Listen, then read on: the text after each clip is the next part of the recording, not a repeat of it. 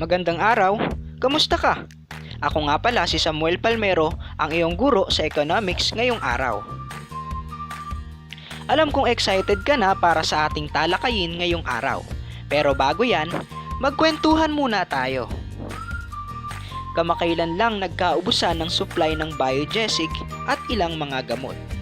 Isa ka din ba o ang pamilya nyo ang pumila sa butika para lang makabili ng gamot na ito? Ang pagkakaroon ng mabilis na transmission ng lagnat, trangkaso o virus ay nagdudulot ng pagtaas ng demand ng biogesic. Tumaas nga ang presyo nito, gayon din ang ilang mga pangunahing gamot sa ubo, sipon o trangkaso sa ilang mga butika. Gayunpaman, mas nahikayat naman ang mga producer na mas mag-angkat ng maraming gamot dahil sa mataas na demand at presyo nito. Ngayon, hindi na gaanong ramdam ang pagkaubos ng stock sa ilang butika. Ito ay dahil sa agarang tinutugunan ng mga supplier. Ngayong araw, ang topic natin ay patungkol sa konsepto ng supply. Tatalakayin natin kung ano nga ba ang kahulugan ng supply, konsepto nito at mga salik na nakakaapekto sa pagtaas o pagbaba ng presyo ng isang produkto sa isang takdang panahon. Tara, samahan niyo akong tuklasin ito. Ano nga ba ang supply? Ang supply ay ang dami ng produkto na kaya at handang ipagbili ng producer sa iba't ibang presyo sa isang takdang panahon. Kung babalikan natin ang demand, ang pinag-uusapan dito ay patungkol sa mamimili. Dito naman sa supply, producer ang siyang pinagtutuunang pansin sa talakayan. Sila ang gumagawa o bumubuo ng serbisyo o produkto sa isang takdang panahon para sa mamimili. Teka, sige nga, magbigay ka nga ng halimbawa ng producer. Magaling! Anumang produkto tulad ng pagkain, kasuotan o tirahan na siyang ginagawa at ipinagbibili ay isang usaping supply na saklaw ang mga producer. Gayon din ang serbisyo tulad ng banking, social assistance at ang healthcare. Tandaan na mayroon tayong batas ng supply. Mayroong direkta o positibong ugnayan ang presyo at ang quantity supplied ng isang produkto. Ibig sabihin, kapag mataas ang presyo, lumalaki rin ang bilang ng produkto o serbisyo na kaya at handang ipagbili ng producer. Kapag mababa naman ang presyo, lumiliit ang bilang ng produkto o serbisyo na kaya at handang ipagbili. Sa batas na ito, presyo lamang ang nakakaapekto sa supply. Kapansin-pansin sa mga balita na numinipis ang supply ng isda, tulad ng galunggong. Ang pagtaas ng presyo ng galunggong dahil sa kakulangan ng supply ay magdudulot din ng mataas na angkat ng ilang fishing industries.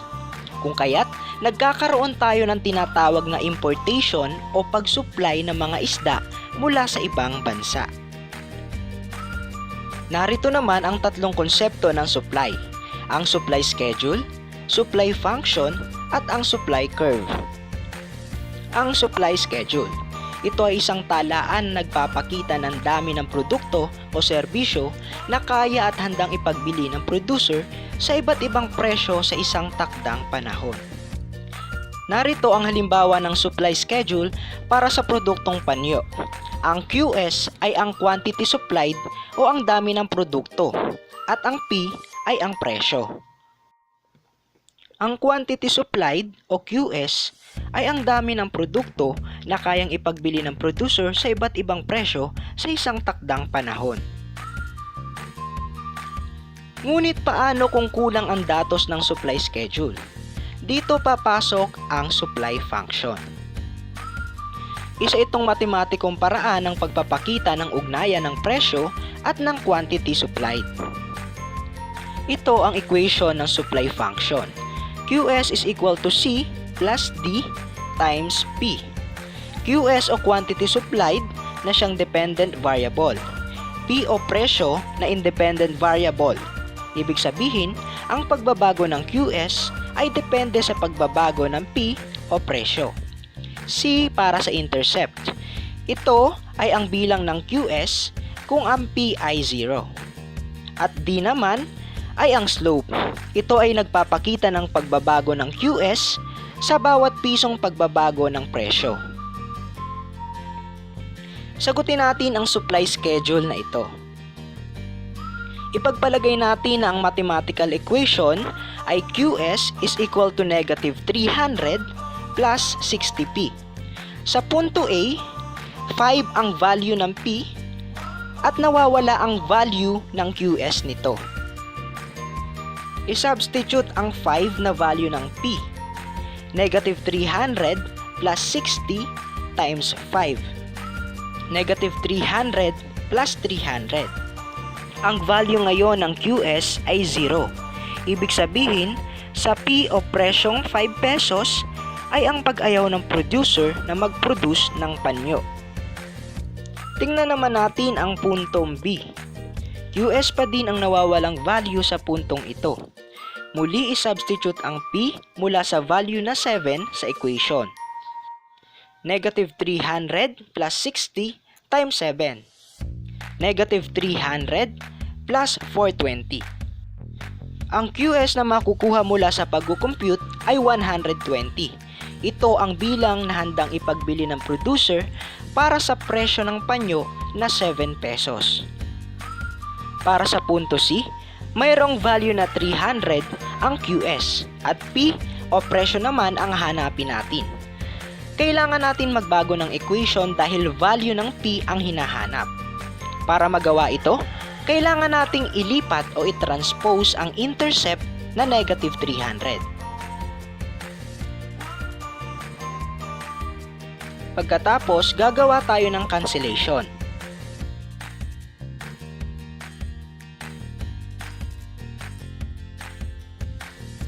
Ito na ang magiging equation natin para mas madaling mahanap ang value na P. 300 plus QS over 60 is equal to P. Ngayon, isubstitute na natin ang value ng QS na 300. 300 plus 300 over 60 is equal to P. 600 over 60 is equal to 10P. Ibig sabihin, sa presyong 10 pesos, ang producer ay handang magbenta ng 300 na piraso ng panyo.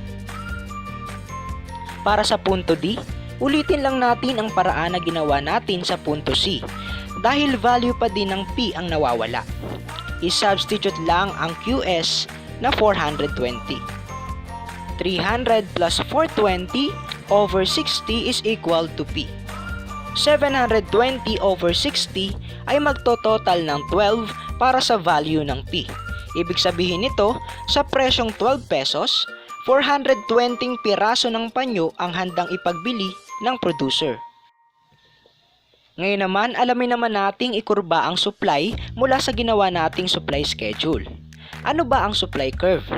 Ito ay isang grapikong pagsasalarawan ng tuwirang relasyon ng presyo at dami ng handang ipagbiling produkto ng mga producer at tindera. Paano ito'y sinasagawa? Ang datos mula sa demand schedule ay pinaplot sa quadrant 1 ng X and Y axis. Ang presyo ay sa Y axis o vertical line at ang quantity supplied naman ay sa X axis o horizontal line. Simulan natin sa punto A. Mula sa P na may value na 5, bubuo tayo ng linya sa Y axis o presyo at sabay nating hanapin ang value ng QS na 0 sa X axis. Lagyan ito ng point upang maging tanda sa isinagawang graph. Ganon din ang gawin sa mga sumusunod na punto. Hanapin ang value ng P, itapat ito o bumuo ng linya at sabay hanapin ang value ng QS sa X-axis. Sa huli, itrace ang mga point na ito at bumuo ng linya. Ito ngayon ang kinalabasan ng supply curve mula sa dalawang konsepto na isinagawa natin kanina, ang supply schedule at ang supply function. Mayroon tayong 7 salik ng supply. Una na dito ay ang technology. Sa tulong ng teknolohiya, mas napapabilis ang pag-produce ng produkto o paggawa ng isang serbisyo. Ito ay malaking bagay sa mga producer dahil mas natatapos nila ang pagproseso at pagbibigay serbisyo. Nakapaglalaan din sila ng maliit na panahon upang suportahan ang kakulangan na nararanasan natin. Nakakaapekto rin ang dami ng nagtitinda. Kapag dumami ang nagtitinda, mas dumadami din ang nagpuproduce kung kaya't mas nakakapili ng mas dekalidad ang mga mamimili. Ang subsidy. Ang subsidy ay tulong ng pamahalaan para sa mga maliliit na producer. Ito ang magiging daan upang mas makapaglaan ng puhunan ang mga negosyante sa kanilang hanap buhay. Costs. Ang cost ay gastos o gastusin sa isang produksyon o ng isang producer. Isang halimbawa ng gastos ay ang pagpapasweldo sa mga manggagawa. Kapag marami ang gastos bukod sa pagpapasweldo, napipilitan ang producer na liitan ang dami ng nililikhang produkto kung kaya't kumakaunti ang supply. Kapag kakaunti ang gastos, mas tataas ang maisasagawang produkto. Panahon o klima. Malaking epekto ang klima o panahon sa isang lugar na pagtatayuan o pagkukuhanan ng mga hilaw na sangkap ng producer. Apektado din ang pag-supply kung kaya't numinipis ang dami ng produktong maiaangkat. Kapag tumataas ang presyo ng isang produkto, dumadami din ang supply ng isang produkto kahit pa may substitute o kapalit ito. At kapag tumaas ang presyo ng kakomplementaryong produkto, ay siya ring pagtaas ng supply nito. Halimbawa, kapag tumaas ang supply ng tinapay, ay tataasan din ng mga producer ang paggawa ng butter. At ang huli ay ang ekspektasyon. Ito ay ang inaasahang mangyayari sa status ng supply ng isang produkto. Tulad na lamang halimbawa nang pumutok ang kaso ng COVID-19. Alam ng mga producer na dadami ang bibili nito kung kaya't marami ang nag-hoard o nagtago na naging dahilan ng kakapusan sa supply. At dito nagtatapos ang ating aralin. Maraming salamat!